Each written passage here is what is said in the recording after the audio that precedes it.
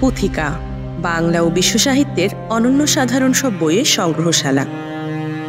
বাংলা সাহিত্য যার হাত ধরে অমরত্ব লাভ করেছে তিনি বিশ্বকবি রবীন্দ্রনাথ ঠাকুর।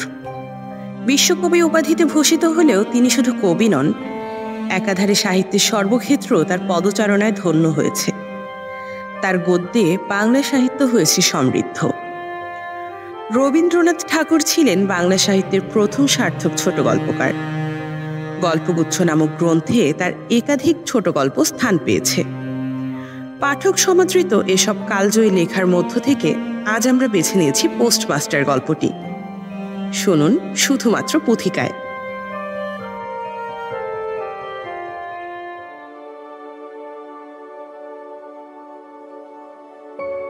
প্রথম কাজ আরম্ভ করতেই উলাপুর গ্রামে পোস্টমাস্টারকে আসতে হয়।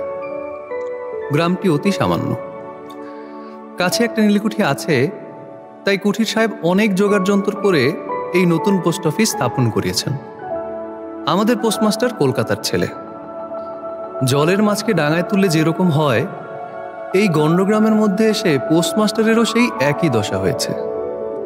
একখানি অন্ধকার আটচালার মধ্যে তার অফিস, অদূরে একটি পানাপুকুর এবং তার চারিপাশে জঙ্গল। কুঠির গোমস্তা প্রভৃতি যে সকল কর্মচারী আছে তাদের ফুরসত প্রায় নাই, এবং তারা ভদ্রলোকের সহিত মিশবার উপযুক্ত নয়। বিশেষ করে কলকাতার ছেলেরা ভালো করে মিশতে জানে না। অপরিচিত জায়গায় গেলে তার হয় অহংকারী হয়ে ওঠে, নয়তো নির্বিকার থাকে। এই কারণে স্থানীয় লোকের সাথে তাদের মেলামেশা হয়ে ওঠে না। অথচ হাতে তেমন কাজ নাই। কখনো কখনো দুটো একটা কবিতা লিখতে চেষ্টা করে। এতে এমনভাবে লেখা হয়েছে যে গাছের পাতার নড়াচড়া এবং আকাশের মেঘ দেখে দিনগুলো সুখে কাটানো যায়। কিন্তু গোপন একটা কথা আছে, যদি কোনো আরব্য উপন্যাসের দৈত্য রাতারাতেই সব গাছ কেটে পাকা রাস্তা তৈরি করে দেয় এবং সারি সারি উঁচু বাড়ি তুলে আকাশের মেঘ ঢেকে দেয়, তাহলে এই অবসন্ন ভদ্রলোকটি হয়তো আবার নতুন জীবন পেতে পারে। পোস্টমাস্টারের বেতন খুবই কম। তাকে নিজে রান্না করে খেতে হয় এবং একটি পিতৃমাতৃহীন গ্রামের বালিকা তার ঘরের কাজ সামলায়। বিনিময়ে সে 4 বেলা খেতে পায়। মেয়েটির নাম রতন, বয়স 12 থেকে 13 বছর। তার বিয়ের কোনো সম্ভাবনা দেখা যাচ্ছে না।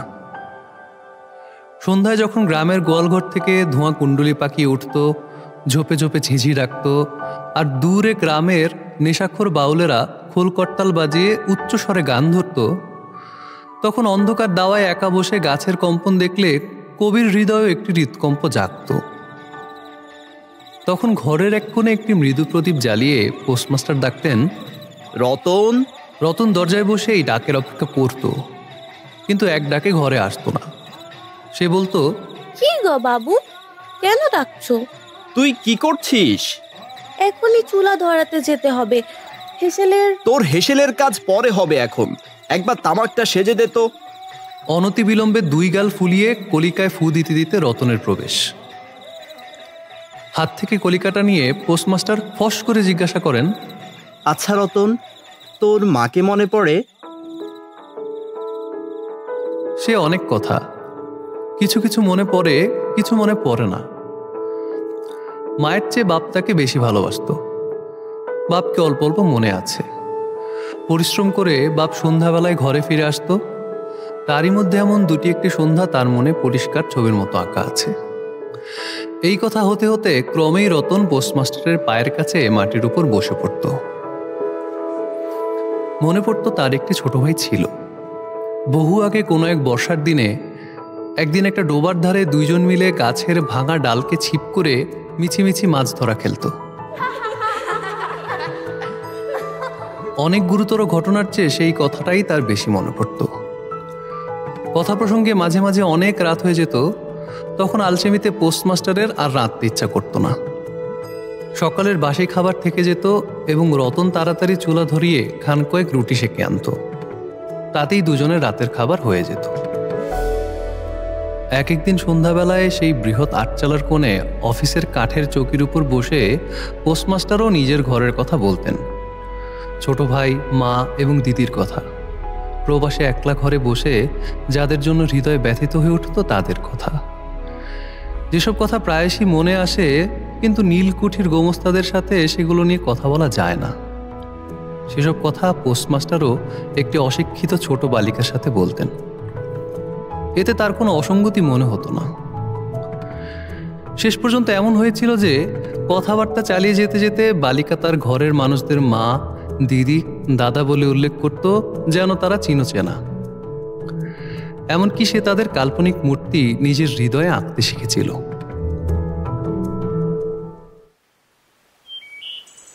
একদিন বর্ষাকালে মেঘহীন দুপুরে একটু গরম মৃদু বাতাস বইছিল। রোদ্রে ভেজা ঘাস এবং গাছ থেকে এক ধরনের গন্ধ বেরোচ্ছিল। মনে হচ্ছিল যেন ক্লান্ত পৃথিবীর উষ্ণ শ্বাস গায়ে লাগছে। এক অদম্য পাখি সারা দুপুর তার একটানা সুরে নালিশ করে যাচ্ছিল। পোস্টমাস্টারের হাতে কোনো কাজ ছিল না। সেদিন বৃষ্টি ধোয়া মসৃণ গাছের পাতা এবং বর্ষা পরবর্তী আলোকিত মেঘের স্তর দেখার মতো ছিল। পোস্টমাস্টার সেগুলো দেখছিলেন এবং ভাবছিলেন, এই সময় যদি কেউ কাছে থাকতো, যে হৃদয়ের খুব কাছের কেউ হতো। মনে হচ্ছিল সেই পাখি সেই কথাই বারবার বলছে, এবং এই নির্জন দুপুরের গাছের মর্মর ধ্বনির অর্থ কিছুটা সেরকম। কেউ বিশ্বাস করে না এবং জানতেও পারে না, তবে ছোট গ্রামের পোস্টমাস্টারের মনে দীর্ঘ ছুটির দিনে এমন এক গভীর নিঃশব্দ ভাবনা জাগে। পোস্টমাস্টার একটা দীর্ঘ নিঃশ্বাস ফেলে ডাকলেন, রতন। রতন তখন পেয়ারা তলায় পা ছড়িয়ে কাঁচা পেয়ারা খাচ্ছিল। প্রভুর কণ্ঠস্বর শুনে অবিলম্বে ছুটে আসলো। হাঁপাতে হাঁপাতে বলল, দাদাবাবু ডাকছো? তোকে আমি একটু একটু করে পড়তে শেখাবো। বলেই পুরো দুপুর তাকে দিয়ে স্বরে অ স্বরে আ পড়ালেন এবং এমন করে অল্প দিনেই যুক্ত অক্ষর শেখানো শুরু করে দিলেন। শ্রাবণ মাসে বৃষ্টির শেষ নেই। খাল, বিল, নালা সব জলে ভরে গেছে। রাত দিন ভেকের ডাক আর বৃষ্টির শব্দ শোনা যায়। গ্রামের রাস্তায় চলাচল প্রায় বন্ধ। হাটে যেতে নৌকায় চড়তে হয়।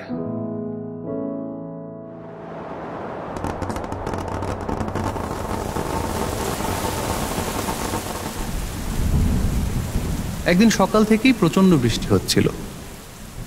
পোস্টমাস্টারের ছাত্রী রতন অনেকক্ষণ ধরে দরজার কাছে বসে অপেক্ষা করছিল, কিন্তু অন্যান্য দিনের মতো তার নিয়মিত ডাক শোনা যাচ্ছিল না। তাই সে নীরবে ঘরে ঢুকল। দেখল পোস্টমাস্টার তার খাটের উপর শুয়ে আছেন, বিশ্রাম করছেন বলে মনে হলো। তাই সে খুব নিঃশব্দে ঘর থেকে বের হতে যাচ্ছিল, যখন হঠাৎ শুনতে পেল রতন বলে ডাক। দ্রুত ফিরে গিয়ে বলল, দাদাবাবু ঘুমোচ্ছিলে? শরীরটা ভালো লাগছে না, দেখ তো আমার কপালে হাত দিয়ে। এই একাকী প্রবাসে ঘন বর্ষার মধ্যে রোগে ভোগে আক্রান্ত শরীরে একটু যত্নের প্রত্যাশা জাগে।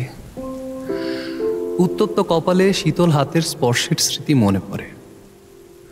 মনে হয় যেন মা আর দিদি পাশে বসে আছেন। এই নির্জনতায় সেই স্নেহময়ী উপস্থিতির কল্পনা করতে ইচ্ছে হয়, এবং এখানে তার এই আকাঙ্ক্ষা বিফলে যায়নি। রতন আর শুধু একটি বালিকা নেই, সে সেই মুহূর্তে মাতৃত্বের ভূমিকা গ্রহণ করে নেয়। সে ডাক্তার ডেকে আনে, ঠিক সময় ওষুধ খাওয়ায়, সারা রাত জেগে থাকে, নিজে রান্না করে খাওয়ায় এবং বারবার জিজ্ঞাসা করে, দাদাবাবু একটু ভালো লাগছে কি? দীর্ঘদিন পরে পোস্টমাস্টার দুর্বল শরীর নিয়ে রোগশয্যা ছেড়ে উঠলেন। তিনি সিদ্ধান্ত নিলেন যে আর নয়, এখান থেকে তাকে বদলি হতেই হবে। স্থানীয় স্বাস্থ্য ব্যবস্থার দুরবস্থার উল্লেখ করে তিনি কলকাতার কর্তৃপক্ষের কাছে তৎক্ষণাৎ বদলির জন্য দরখাস্ত জানালেন। রোগ সেবা শেষে রতন পুনরায় তার স্থান গ্রহণ করে দরজার বাইরে বসে, কিন্তু পূর্বের মতো আর তাকে ডাকা হয় না। মাঝে মাঝে সে উঁকি মেরে দেখে যে পোস্টমাস্টার চৌকিতে বসে বা খাটে শুয়ে অমনোযোগীভাবে আছেন। রতন যখন তার ডাকের প্রতীক্ষা করে, তখন পোস্টমাস্টার তার বদলির দরখাস্তের উত্তরের অপেক্ষা করছেন। বালিকা দরজার বাইরে বসে বারবার তার পুরনো পড়া পড়ে। সে ভয় পায়, হঠাৎ যদি তাকে ডাকা হয় তাহলে সব গুলিয়ে যেতে পারে। এক সপ্তাহ পরে এক সন্ধ্যায় যখন তাকে ডাকা হলো, তখন সে আবেগ আপ্লুত হয়ে ঘরে প্রবেশ করে বলল, দাদাবাবু, আমাকে ডাকছিলে? রতন, কালই আমি যাচ্ছি। কোথায় যাচ্ছ দাদাবাবু? বাড়ি যাচ্ছি। আবার কবে আসবে? আর আসবো না। রতন আর কোনো কথা জিজ্ঞাসা করল না। পোস্টমাস্টার নিজে থেকেই তাকে বললেন তিনি বদলির জন্য দরখাস্ত করেছিলেন, দরখাস্ত নামঞ্জুর হয়েছে, তাই তিনি কাজে ইস্তফা দিয়ে বাড়ি যাচ্ছেন। অনেকক্ষণ আর কেউ কোনো কথা বলল না। মিটমিট করে প্রদীপ জ্বলতে লাগলো এবং এক স্থানে ঘরের জীর্ণ চাল ভেদ করে একটি মাটির সরার উপর টপটপ করে বৃষ্টির জল পড়তে লাগলো। কিছুক্ষণ পর রতন ধীরে ধীরে উঠে রান্নাঘরে রুটি তৈরি করতে গেল। অন্যান্য দিনের মতো রুটি বানানো তেমন দ্রুত না হওয়ায় মনে হলো তার মাথায় অনেক চিন্তা ঘুরপাক খাচ্ছিল। পোস্টমাস্টারের খাওয়া শেষ হলে রতন তাকে জিজ্ঞাসা করলো, দাদাবাবু, তুমি কি আমাকে তোমাদের বাড়ি নিয়ে যাবে? ধুর, সে কি করে হবে? ব্যাপারটা যে কি কি কারণে অসম্ভব তা বালিকাকে বোঝানো আবশ্যক বোধ করলেন না। সারা রাত স্বপ্নে এবং জাগরণে বালিকার কানে পোস্টমাস্টারের হাসির শব্দ বাজতে থাকে। ধুর, সে কি করে হবে? সে কি করে হবে? সে কি করে হবে? সে কি করে হবে?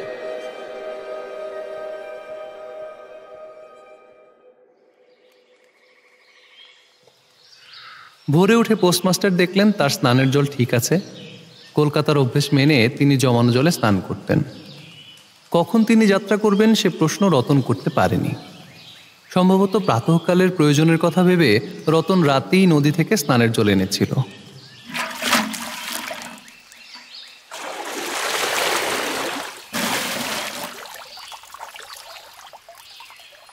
স্নান শেষ হওয়ার পর রতনের ডাক পড়ল। রতন নীরবে ঘরে প্রবেশ করল এবং আদেশের অপেক্ষায় চুপচাপ প্রভুর মুখের দিকে তাকালো। প্রভু বললেন, রতন, আমার জায়গায় যে লোকটি আসবেন তাকে বলে দিয়ে যাব। তিনি তোকে আমার মতো করেই যত্ন করবেন। আমি যাচ্ছি বলে তোকে কিছু ভাবতে হবে না। এই কথাগুলো যে অত্যন্ত স্নেহপূর্ণ ও দয়ালু হৃদয় থেকে উঠেছিল সে বিষয়ে কোনো সন্দেহ নেই। কিন্তু নারী হৃদয় কে বুঝবে? রতন অনেক দিন প্রভুর অনেক তিরস্কার নীরবে সহ্য করেছে, কিন্তু এই নরম কথা সহ্য করতে পারল না।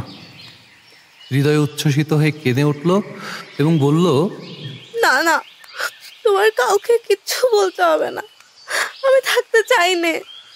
পোস্টমাস্টার রতনের এমন ব্যবহার কখনো দেখেন নাই, তাই অবাক হয়ে রইলেন। নতুন পোস্টমাস্টার আসলো। তাকে সমস্ত চার্জ বুঝিয়ে দিয়ে পুরাতন পোস্টমাস্টার যাবার জন্য প্রস্তুত হলেন। যাবার সময় রতনকে ডেকে বললেন, রতন, তোকে আমি কখনো কিছু দিতে পারিনি। আজ যাবার সময় তোকে কিছু দিয়ে গেলুম, এতে তোর দিন কয়েক চলবে। কিছু পথ খরচা বাদে তার বেতনের যত টাকা পেয়েছিলেন পকেট থেকে বের করলেন। তখন রতন তার পা জড়িয়ে ধরে বলল, দাদাবাবু, তোমার দুটি পায়ে পড়ি, আমাকে কিচ্ছু দিতে হবে না। তোমার দুটি পায়ে পড়ি, আমার জন্য কাউকে কিচ্ছু ভাবতে হবে না। বলে এক দৌড়ে সেখান থেকে চলে গেল। প্রাক্তন পোস্টমাস্টার একটা দীর্ঘ নিঃশ্বাস ফেলে হাতের কার্পেটের ব্যাগটা ঝুলিয়ে, কাঁধে ছাতা নিয়ে, মুটের মাথায় নীল ও শ্বেত রেখায় চিত্রিত টিনের পেঁটরা তুলে ধীরে ধীরে নৌকা ভূমিকা চললেন। যখন নৌকায় উঠলেন এবং নৌকা ছাড়িয়ে দেওয়া হলো, বর্ষার পানিতে ফুলে ওঠা নদীর চারিদিক ছলছল করছিল, যেন পৃথিবীর অশ্রু। তখন তার হৃদয়ে এক গভীর বেদনা অনুভূত হলো।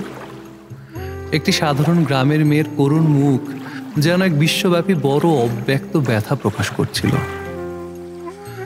একবার তার খুব ইচ্ছা হলো ফিরে যাই, এই অনাথ মেয়েটিকে সঙ্গে নিয়ে আসি। কিন্তু তখন বাতাস পালে লাগলো।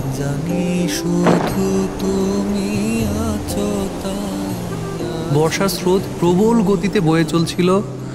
গ্রাম পেরিয়ে নদীর পানে শ্মশান চোখে পড়ল এবং নদীতে ভাসমান পথিকের উদাস হৃদয়ে একটি ভাবনা জেগে উঠল। জীবন এমন কত বিচ্ছেদ, কত মৃত্যু আছে, ফিরে যাওয়ায় কি লাভ? পৃথিবীতে আসলে কে কার? কিন্তু রতনের মনে কোনো তত্ত্বের উদয় হয়নি। সে পোস্ট অফিস বাড়ির চারিদিকে শুধু চোখের জলে ভেসে বেড়াচ্ছিল। মনে হয় তার মনে একটু আশা জাগছিল, যদি দাদাবাবু ফিরে আসেন। সেই সম্পর্কের বাঁধনে আটকে পড়ে সে দূরে যেতে পারছিল না। হায় বুদ্ধিহীন মানব হৃদয়, ভুল কিছুতেই দূর হয় না। যুক্তির নিয়ম দেরিতে মনে প্রবেশ করে, প্রবল প্রমাণকে অবিশ্বাস করে মিথ্যা আশাকে দুই বাহু দিয়ে জড়িয়ে ধরা যায়। শেষ পর্যন্ত একদিন সব সম্পর্ক কেটে হৃদয়ের রক্ত শুষে সে পালায়। তখন সচেতনতা আসে এবং নতুন করে ভুলের পাশে পড়ে মন ব্যাকুল হয়ে ওঠে। নয়ন তোমারে পায় না দেখিতে রয়েছ নয়নে নয়নে, হৃদয় তোমারে পায় না জানিতে হৃদয়ে রয়েছ গোপনে, রয়েছ নয়নে নয়নে। নয়ন তোমারে পায় না দেখিতে রয়েছ নয়নে নয়নে।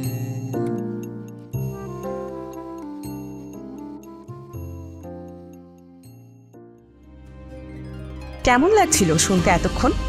নিশ্চয়ই ভালো লেগেছে। এরকম আরও অসাধারণ সব গল্প শুনতে এখন ইনস্টল করুন পুথিকা, অ্যান্ড্রয়েড অথবা iOS-এ। উপভোগ করুন হাজারের উপর ই-বই, অডিও বই এবং দারুণ সব কমিক্স। পুথিকার সঙ্গে এবার হারিয়ে যাওয়া হোক বইয়ের রাজ্যে।